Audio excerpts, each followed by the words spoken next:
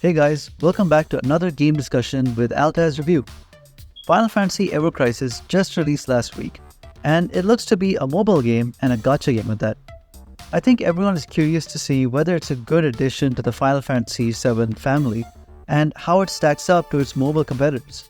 So let's dive in and see what it does right, what it does wrong, and how it stacks up as a game overall.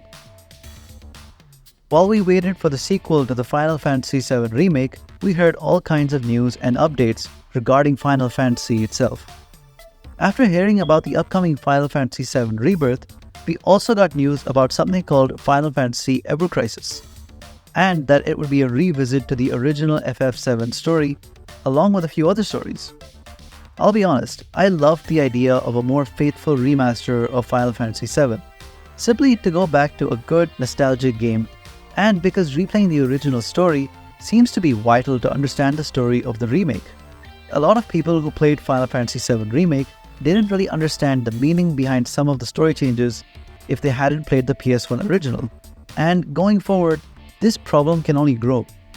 At least Crisis Core was remastered as well, allowing everyone to understand the importance of the final reveal in Final Fantasy VII Remake. Part of the fun of Final Fantasy VII Remake is seeing all the iconic characters and areas, seeing them in a better, more updated resolution, and seeing what kind of new spins and new ways to play we'll find. That comparison between the PS1 version and the PS4 version is something that really brings out the best in the game. And for people who haven't played the original, they just can't get the maximum enjoyment of what Final Fantasy VII Remake stands for.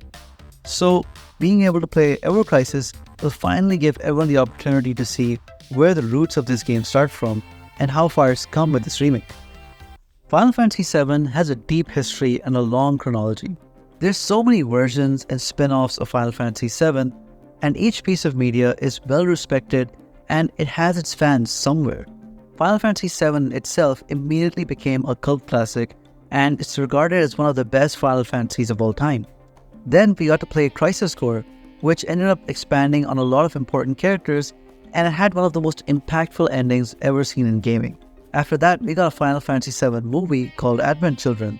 It was a great show of how Square Enix can use its 3D models and its animations to create a whole movie, similar to how it makes such amazing cutscenes in its games, but now implementing it with focusing on the animation and movements.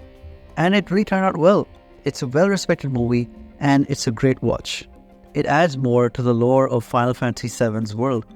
Characters like Cloud and Sephiroth have remained iconic even through later games like Kingdom Hearts and Final Fantasy Dissidia. It's clear Final Fantasy VII has always had a special place in everyone's heart, and years later we finally got a remake to revisit all those iconic moments, and the remake turned out to be even better than what we could have expected. Especially considering that Final Fantasy VII Remake turned out to be a slightly different version of the story, it's a valuable addition to the Final Fantasy VII collection. With so much content that uses just Final Fantasy VII lore, it probably seems like a good idea to bank on Final Fantasy VII and just try to milk it as much as possible. But they'd have to keep it smart because they don't want to ruin the legacy of Final Fantasy VII. So far, the newer entries of Final Fantasy have been quite decisive, but Final Fantasy VII has maintained its fans and only got new ones. So it's only natural that Square Enix is going to double down on creating remasters, remakes, and new versions of Final Fantasy VII stories. And I think Ever Crisis is another good way to do that. It might seem like they're overusing Final Fantasy VII, but when it's a good game, it's a good game. I'd say Square Enix made a smart decision in recreating its older stories, since all of its remakes got people curious about all the characters and how the original game played out. Plus, Ever Crisis is a simplified and shorter version of Final Fantasy VII and Crisis Core. So you can take a simple ride through the story without spending too much time or effort. You get to see some updated versions of the PS1 models, while combat uses the same style as the remake. Even all the animations, limit breaks, and cutscenes are re-implemented. But hey, when you have the perfect tools, why not reuse them? It's a good mix with great balance for old and new players.